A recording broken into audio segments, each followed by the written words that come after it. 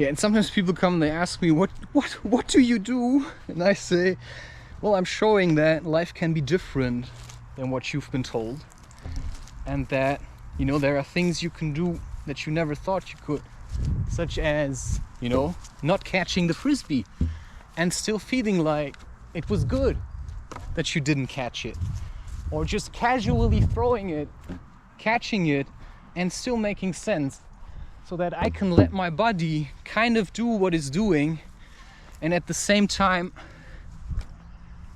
still say something that's meaningful, but, you know, having focus and focusing on what you're doing is still the best way to live anyway. And sometimes when you're in a group of people and you say something, you know, some people cannot agree, which is probably good, because the opinions you voice or the truth that you discovered and you just throw out into the open like that is maybe something that can get people into trouble, right? And I also have to learn to a certain degree, distance myself from children, because, hey, they're shit. Ta-da! You know, it's not my child. And getting involved with the child also means that, you know, it's not my karma. You know, their parents should be doing something with this child. You know, all I can do is just show, you know, that I can do something, and then the child can learn from it. Which is why also when I have children, you know, I don't think it's my job to all the time spend time with them and be like super friends and, you know, roll around on the ground and feel like, oh yeah, it's super nice. No, it's to show them how to hold your own space, how to create your own space, how to maintain your own space, and how to stand tall and proud and just say, I don't believe in your words.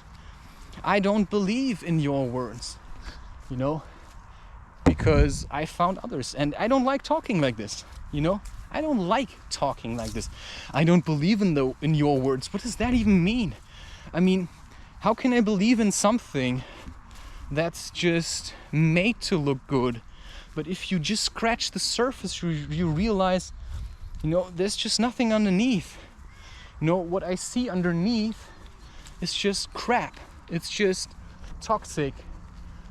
And unless you know, manage to, you know, keep up with my pace, there's not gonna be a lot I can do for you. You have to find your own pace. You know, win probably, you know, never say never, but to probably 99.99999%, you know, let's say 1 out of 1 million people, depending on how many people are going to watch this, you know, it may be less, it may be more. I'm just saying, you know, very few people are probably ever going to see me live, and I like to keep it that way.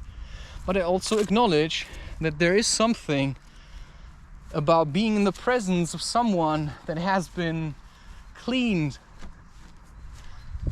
in nature and that learned, you know, how to hold his ground and maintain his position while there are other people. And that means, you know, I don't have to be phony. You know, if somebody would be here now and offer me a joint and it's a friend, you know, I would smoke it. You know, I would smoke it and I would say, hey, you know, I think we can do this.